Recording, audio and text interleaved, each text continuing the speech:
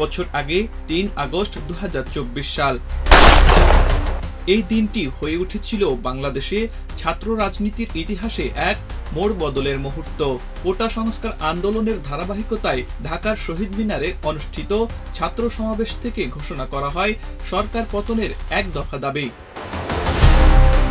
সমাবেশে বৈষম্য বিরোধী ছাত্র আন্দোলনের অন্যতম নেতা নাহিদ ইসলাম বলেন, শুধু পদত্যাগ নয়, শেখ হাসিনাকে বিচারের মুখোমুখি হতে হবে। এরপর শহীদ মিনার এলাকায় হাজারো শিক্ষার্থীরা সরকারের বিরুদ্ধে স্লোগানে মুখরিত হন। এক দফা ঘোষণার পর ঢাকা সহ দেশ জুড়ে ছড়িয়ে পড়ে আন্দোলন।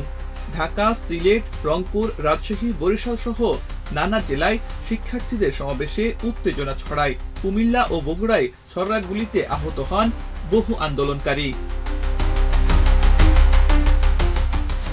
বরিশালে মহাসড়ক অবরোধ ও পুলিশ বক্স ভাঙচুর, রাজশাহীতে পুলিশের স্থাপনায় অগ্নিসংযোগ এবং রংপুরে পুলিশের গুলিতে ছাত্রনেতা আবু সাঈদের নিহত হওয়ার ঘটনায় আন্দোলনকে আরও উত্তপ্ত করে তোলে।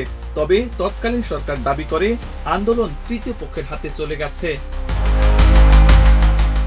এই ৩ আগস্টই ঘোষিত হয় সর্বাত্মক অসহযোগ আন্দোলন। এক বছর পরেও সেই ঘোষণার রেশ দেশের রাজনীতিতে তরুণদের প্রত্যাশা ও ক্ষোভের চিহ্ন রয়ে গেছে। আব্দুল হাকিম, প্রজন্ম ২৪।